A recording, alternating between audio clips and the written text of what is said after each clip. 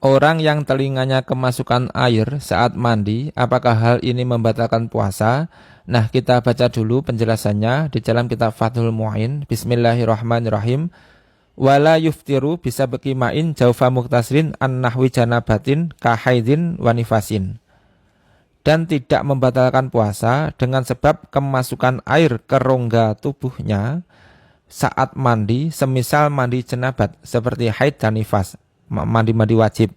Dengan catatan idza kana al-ightisalu bilan gimasin fil ma'i. Dengan catatan ketika mandinya ini mandi yang tidak berendam, mandi dengan cara tidak menenggelamkan diri di dalam air. Seperti mandinya mandi menggunakan gayung, menggunakan shower, kemudian air masuk ke dalam telinga, ke dalam tubuh, ini tidak membatalkan puasa pada mandi wajib. Falau gosala udhunahi fil janabati fasabako alma umin ihdahuma li jaufihi lam yuftir. Apabila seseorang membasuh kedua telinganya saat mandi jenabat, kemudian air ini masuk ke dalam salah satu telinga sampai ke rongga, sampai ke dalam, ini tidak membatalkan puasa.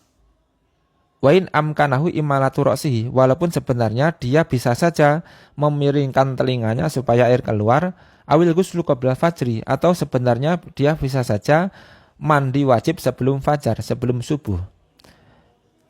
Kama idza sabaqa al-ma'u ila dakhili lil mubalaghati fi ghuslil fami al-mutanajjisi lil wujubiha. Sebagaimana tidak membatalkan puasa ketika ada orang yang kemasukan air sampai ke rongga tubuhnya karena berlebihan menggunakan air saat membasuh mulut yang terkena najis. Saat mulutnya kemasukan najis, maka wajib dibasuh dengan cara menggunakan air yang berlebihan. Walaupun air ini masuk ke dalam tubuh tidak membatalkan puasa.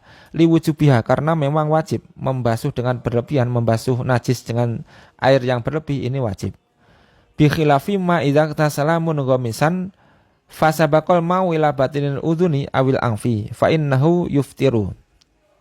Mengecualikan ketika seseorang itu mandi dengan cara berendam, dengan cara menenggelamkan diri ke dalam air seperti berenang atau berendam, kemudian air itu masuk ke dalam telinga atau ke dalam hidung sampai ke rongga ya, maka ini membatalkan puasa.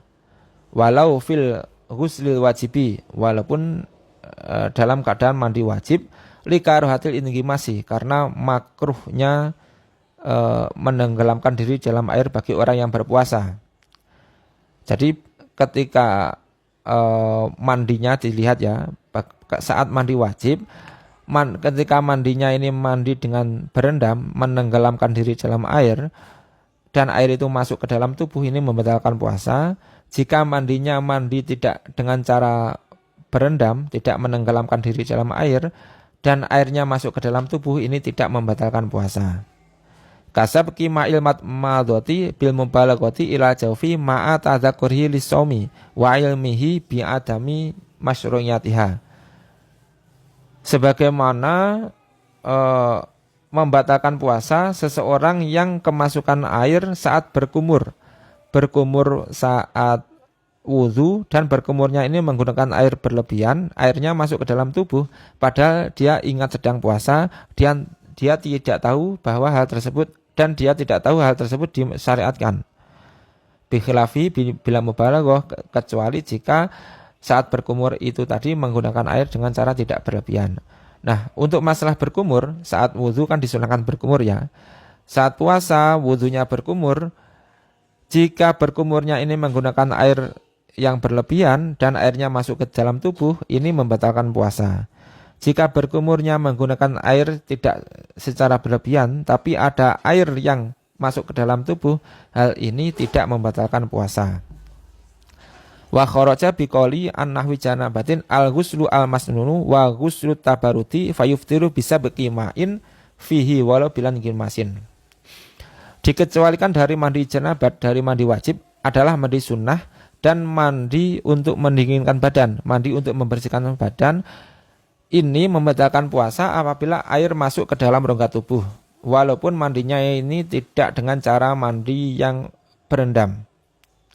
Tapi ini ya, untuk masalah mandi sunnah, ini di dalam kitab hasyiahnya, kitab I'anatul Talibin, mandi sunnah ini hukumnya seperti mandi wajib.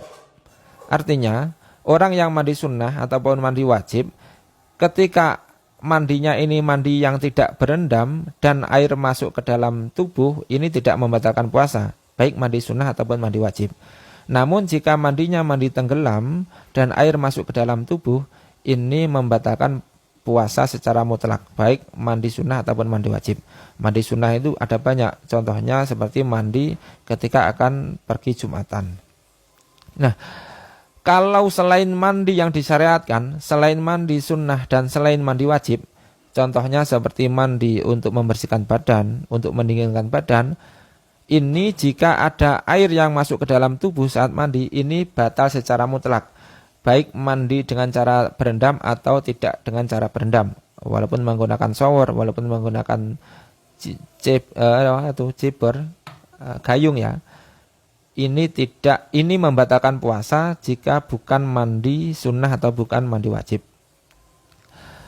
Kemudian walhasilu, kesimpulannya, annal qaidata indahum anna ma sabaqa li jafihi min ghairi ma'murin bi yuftiru bihi. Sesungguhnya kaidah yang disampaikan oleh para ulama, jika air itu masuk ke dalam rongga tubuh dan dalam rangka mandi yang tidak disyariatkan, maka hal ini membatalkan puasa. Mandi-mandi yang selain mandi wajib dan selain mandi sunnah, apabila ada air yang masuk ke dalam tubuh, ini membatalkan puasa.